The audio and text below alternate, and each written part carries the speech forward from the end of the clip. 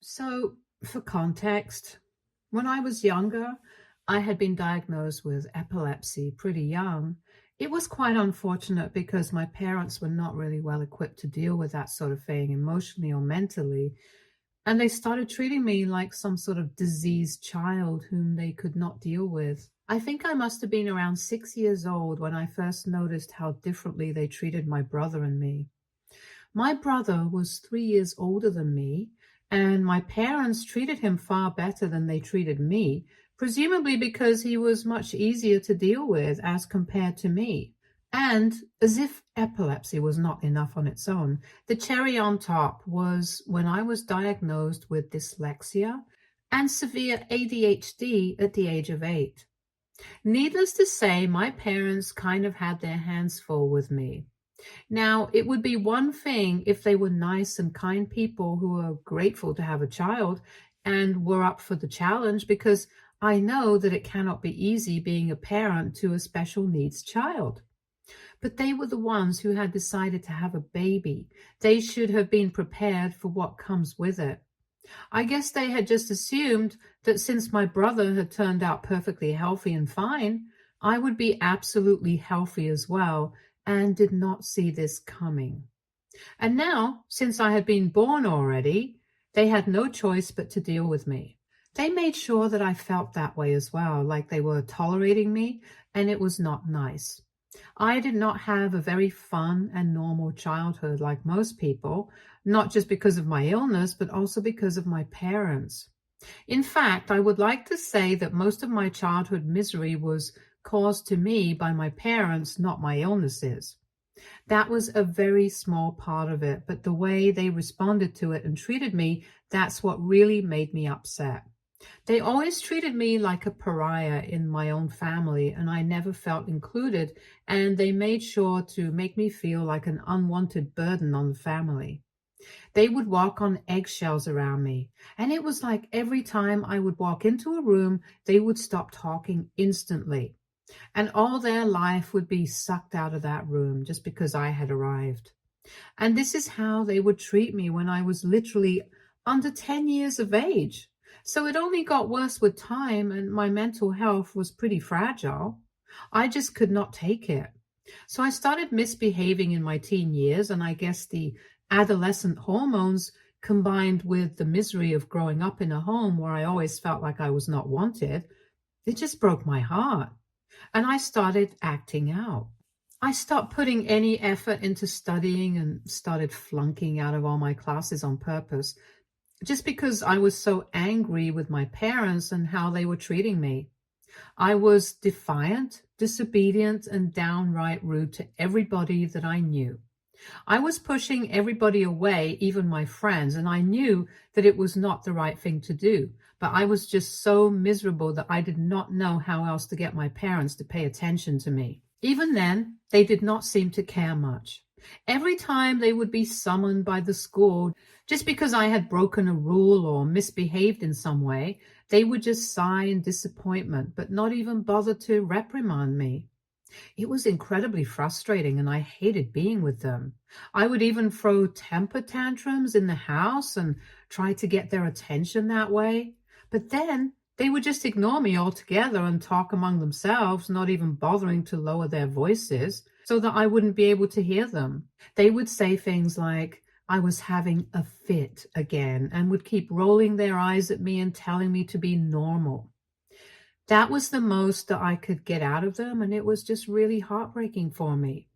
But then, when I was 14, I broke a major rule in school, and I decided to go crazy and brought a pack of cigarettes to school and started smoking one right in the middle of class. And then, when my teacher demanded that I stop and told me to get out of class, I flipped him off. That was pretty much the last straw for me because I had already been quite a troublemaker at school before that. But I had always been off the hook because my parents would tell everyone that I was not a normal kid and that I was not exactly right in the head. So they had to excuse my behavior. But after that, there was no going back. I got expelled, and that was the one time that my parents were actually furious with me. They really tore into me that day and said a lot of things that I don't think I will ever be able to forget or forgive. It wasn't things that I did not know already, but it just hurt to hear them actually say it out loud. They told me that they regretted ever having me, and had they known that I would turn out to be such a psychotic little kid, they never would have gone on with the pregnancy and would have terminated it as soon as they found out. They called me a burden on the family and said that they were better off when they had just one son. So now they were going to make sure that I left the family and never came back again. I was grounded for 1 week, and for that 1 week, they literally locked me in my room. They did not allow me to come out for anything, apart from bathroom breaks, and even my meals were sent up to me in my room. I was not allowed to go anywhere or speak to anybody, and I was absolutely miserable. I kind of felt like a prisoner in solitary confinement, except that this was much worse because it was my own parents that were doing it to me. And I don't think I had committed a crime as such. I had just been acting out, and I think that was kind of on them because they had never given the kind of attention that I wanted, or rather needed, because I was a child and they should have been good parents to me. They were the ones who screwed up, and I'm ready to admit that I was not the easiest to deal with all my illnesses, but they should have considered that. They should have thought things through before they decided to have a baby. Anyway, after 1 week of being treated like that, I finally found out what they had meant when they said that I would never be allowed back into the family again. Out of the blue one day, my parents told me to get into the car with all my stuff. My brother and my mom packed my things for me while I waited in the car, and about an hour later, I was all packed and we were driving. It was a familiar route, and in a few minutes, I realized that we were heading to my grandmother's place, my dad's mom. So in my head, I thought that maybe they were going to let me live there for a couple of weeks to get my head on straight, because I knew that my grandma was a strict disciplinarian, but I also knew that she had a soft spot for me and treated me much better than my parents. I did not think it was going to be a punishment for me as such, but once I got there, I realized that this was not going to be a temporary arrangement.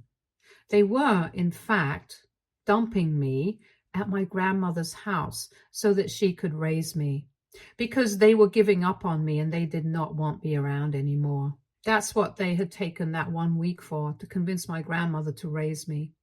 When we reached my grandmother's house, my parents brought out all my things and left them at the door and told me to carry them all in. They told me that this was going to be my new home now, and said that they did not want any contact with me ever again, especially not after what I had done. According to them, I had been trying my best to ruin their reputation, but now I had crossed the line and I could not take it back. While we were at the door, I tried to beg them not to do this because, in spite of everything, I still wanted to have a relationship with my parents. I don't know why. I was 14 and I was desperate to have some sense of belongingness in my family, so it was quite difficult for me to leave with the fact that they were dumping me at my grandma's place. I was also slightly concerned about the fact that my grandma probably would not be able to take care of me, which is why it had taken her 1 week to accept me, since she was getting old and was already in her 60s. I knew that my grandmother loved me, but I didn't know if she actually wanted to take me in. So I felt like I was just going to go from being a burden to my parents to being a burden to my grandmother. I did not want to disappoint her, because even in the past, whenever I would visit her and she would learn about the things that I had been pulling off at home and at school, she would be quite disappointed. But then she would always encourage me and tell me that she knew I was made of stronger stuff, tried to convince me that my parents would come around if I behaved better and had faith in me. That was another reason why I did not want to move in with my grandmother, because I felt like she would start resenting me as well, just like my parents had. And I could not afford to lose her too. It was kind of complicated. So I tried to beg them to let me stay with them, but they told me that they had made up their minds. Right in front of me, they told my grandmother that they were done with me and did not even want to hear about me. And then They said that they did not want a freak like me living with them anymore and wanted to focus on my very normal brother, which is what really got to me, because that's the kind of language that bullies at school used for me to make fun of me. And it really hurt me to hear my parents using the same kind of words for me. Because it was one thing for the mean kids at school to say it to me, it did not affect me as much because I was used to it. But when I heard my parents call me a freak, I realized that they were the biggest bullies of my life. And actually, they were doing me a huge favor by letting me live with my grandma, because they never loved me no matter what I did. And I bet that even if I had behaved better, they probably wouldn't have cared, because to them, my brother was the only child they had. So after that point, I stopped begging and I accepted the fact that I was now going to live with my grandma. And I decided in my head that I was going to be better, because I deserved better, and so did my grandma. And I was not going to throw away my life just because my parents did not love me. Once my parents had left, my grandmother and I sat down and had a conversation that was very much needed.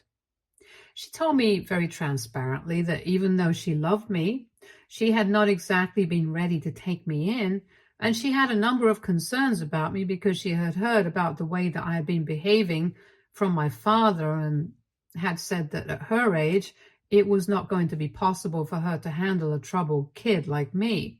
She said that she understood that I needed help, but she was not sure if she would be able to provide the right kind of space for me to grow up in. And that's why she had been holding out about whether she should take me in or not. That was why it had taken her 1 week to come to that decision. But after my father told her that he had grounded me and had just kept me locked in my room for the 1 week that she had been thinking about what to do, she decided that her son was not the right kind of parent to raise me, and apologized to me for not intervening before, since she also had herself to worry about. She was a widow and did not have much of her own, so she was not sure if taking me in and adopting me would be the right thing to do. But now that she had learned how badly I was being treated, she could understand why I was acting out the way that I was, and told me that she wanted a fresh start with me and wanted to do right by me, unlike my parents. She said that I should look at this as an opportunity, and that's what I did. I apologized to her for everything that I had done in the past, and I told her that I forgive her for not intervening before and not adopting me earlier, in spite of knowing how badly I was being treated by my parents. So we decided to put everything in the past and work together so that I could have a better future. And I always am, always will be, thankful to my grandmother for everything that she has done for me. Because I truly do not think that I would have become the person that I am today if she had not been a part of my life and had not decided to take me in. I pretty much turned my life around after that day with the help of my grandmother, and that's why I am where I am today. After I moved in with my grandma, I made a conscious effort to be better at everything that I did. And even she tried to do right by me, help me, provide me with the kind of space that I needed to excel in what I did. She got the right tutors for me to help me with my academics, and even enrolled me in private school and made sure that everybody knew that I had needs to be catered to, so they would not treat me like every other student. But unlike my parents, she did not use it as an excuse, but used it as a reason to provide me with the help that I obviously needed. And it did help me, which is probably why I was able to graduate with a good score and go to college. Like any other kid, I was able to do everything that I wanted to, and for that, I only have my grandmother to thank. My parents continued to visit my grandmother occasionally, but they would never see me, and I could stay out of their way. Every time that my parents would visit, I would leave the house and only come back after I knew for a fact that they had left. They did not seem to care about this, and neither did I. That went on for a couple of years, but then my grandmother had a big fight with them about this and told them that they were horrible parents for not even attempting to talk to me, especially when I was doing better and they had a reason to talk to me and apologize for what they had done. They refused to even acknowledge that they had made a mistake while raising me and pretended like they were perfect parents. I was just a bad kid. They had called me a rotten apple and a freak, yet again, and my grandma lost it. So she told them never to come back, and they stuck to it. They were so egoistic that they just couldn't accept the fact that they were not good parents to me, and that's why I had turned out the way that I did when I was 14. But because of my grandma's guidance, I had improved. And yet they did not seem to be able to comprehend that. So after that, there was no talking to them anymore. For almost 10 years, my grandma and I did not talk to them and pretended like these people never existed for us. I achieved so much and hit so many milestones, but I never spoke to my parents, and neither did they ever reach out to me, even though I had social media and I had never blocked them. They could have reached out to me. They just chose not to. And only now have they reached out to me. And that's because my grandma passed away a couple of months ago. It was very upsetting for me, since she was the only person that I had who genuinely had my back no matter what. Even though we had not been living together for the past couple of years, since I moved out for college and then graduated, and I got a place of my own, she was still my rock and my support system. So life has been very different without her. And I was still trying to cope with her loss when I heard from my parents. Not even 6 months had passed since she passed away, but they are already at my door demanding that I share my inheritance with them because apparently my very normal and healthy brother is not doing better than I am, as they had expected. And now they need my help to clean up the mess that he had made. They visited me a few days ago and my brother was not with them, which was surprising because before that, every time they would visit, my brother would always come along. I decided to interact with them and talk to them because I had actually thought that they were here to apologize. But after a bit of small talk and condolences, they came straight to the point. They told me that while he was in college, my brother had developed a bit of a drug habit, and now it had started affecting his ability to work. I don't know why they were trying to downplay it because from what I gathered, he was in serious trouble and needed help. So now they wanted me to share my inheritance with them whenever I would come into the money so they would be able to pay for rehab. I asked them why he could not just attend one of the low-cost programs which they could afford, and they told me that they had tried, but it was not good enough for him, and he needed a residential program which apparently cost a lot. Now, I personally don't know anybody who has been to rehab, and I don't know how much it costs, and I'm not going to do enough work to actually find out the cost. All I know is that I have my own money now since I have a good job. I'm comfortable, and I know that my grandmother was also pretty well off since my grandfather had left her a lot of money, and she had invested it pretty carefully, which is really good for me, but bad for my parents, because in spite of knowing that, they were too proud to keep in touch with her, or even apologize to her towards the very end, knowing that they would probably need the money. Anyway, I did not care about any of that. I just told my parents that I was ready to help them out with whatever amount they needed. But there was just one condition that I had, and that was that they would have to publicly acknowledge everything that they had done in the past, the terrible way that they had treated me, the things that they had said to me, and also the way that they had treated my grandmother. And then I wanted them to also acknowledge that now they needed my help and why they needed the money from me so that everybody would be able to know what was going on with us. Because for years, we had kept things private because my grandma did not want any drama. But now that they had come to me and had the audacity to ask me for help, to share my grandmother's money with them, in spite of the way that they had been treating us for the past 10 years, I thought that this was necessary.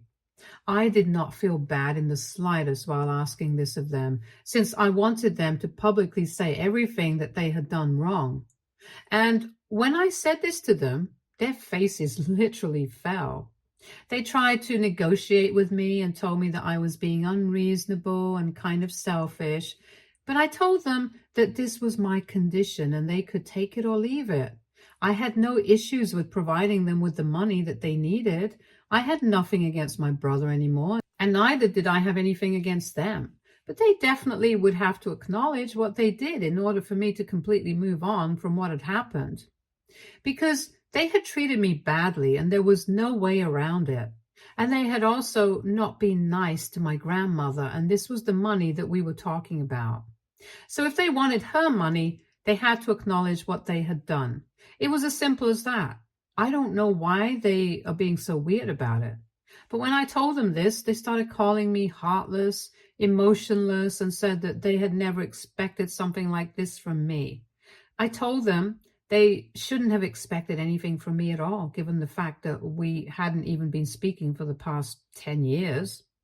And now, if they wanted my help, they would have to acknowledge and accept their mistakes and apologize for them.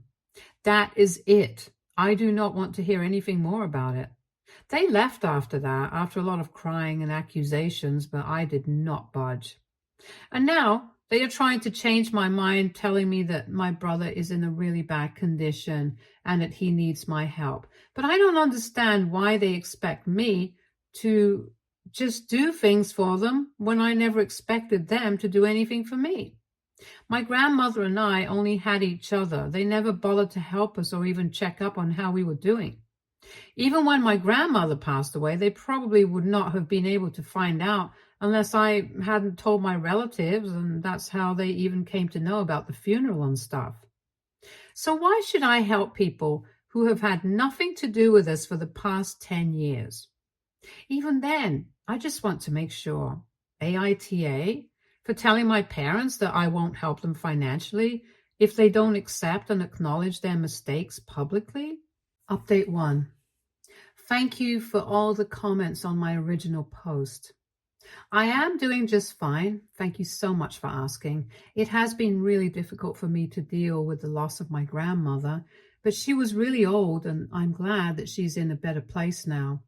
She lived her life to the fullest, and I know that she did not pass away with any regrets.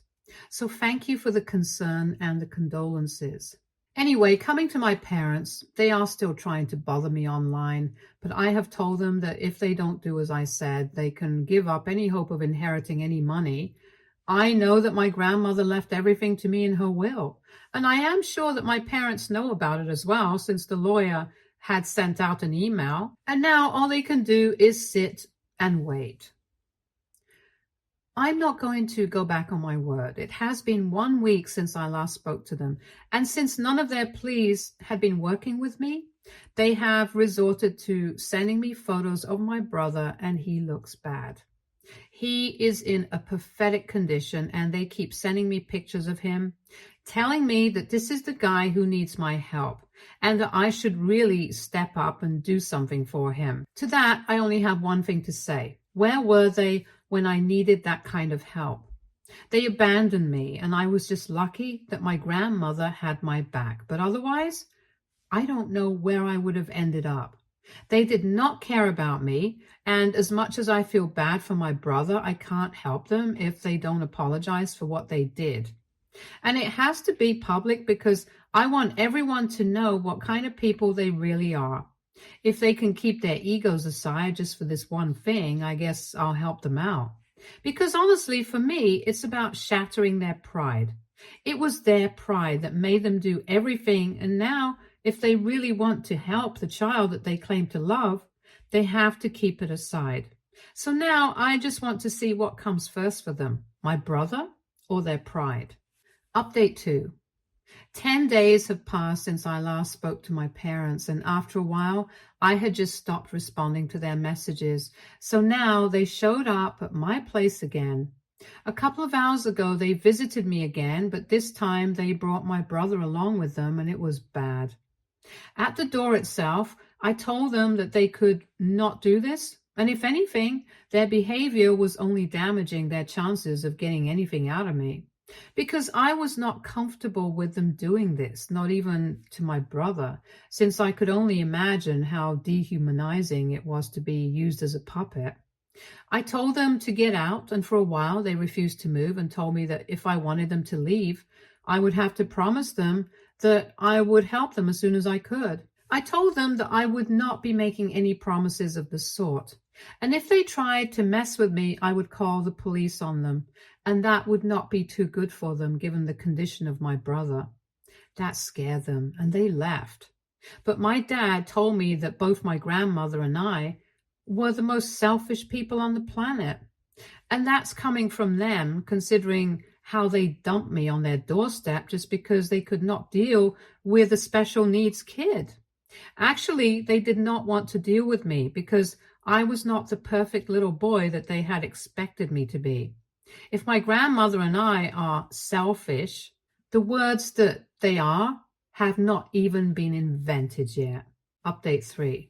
Hi, so I kind of forgot to post here because I got really busy with work.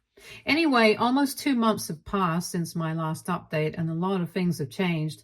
For instance, my parents are blocked now and they have no way to contact me anymore because I have moved into a better apartment in a new neighborhood.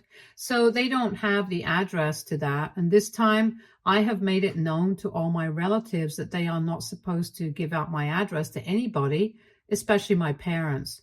Because the last time somebody had decided that my parents deserved to know where I lived since their son was suffering and had given them my address, which is how they had to come to contact me. But this time I made sure that that was not going to happen.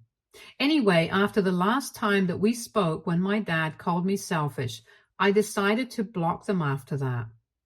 Because honestly, I did not want this drama anymore. They had shown me that for them, their pride was always going to come first. It came above every single thing in their life, even the son that they claimed to actually love. I can accept that they never loved me and never wanted me because of my dyslexia and ADHD and the plethora of problems that I had. But my brother was somebody who they had always claimed they loved and was perfect to them. So how they could not make one little sacrifice for him was beyond me. All they had to do was acknowledge that they had made a mistake. It would have been pretty easy to do as well, because even though we had tried our best to keep things private, most of our family was already aware of the bad blood between us. So it was not like they were going to acknowledge something that nobody had known. Even then, they did not want to apologize for the mistakes because in their heads, they had never done anything wrong and they were perfect. Well, they can keep their beliefs to themselves, and I'm going to keep my inheritance for myself. Fair enough. Stay tuned for more stories from our girl relationships.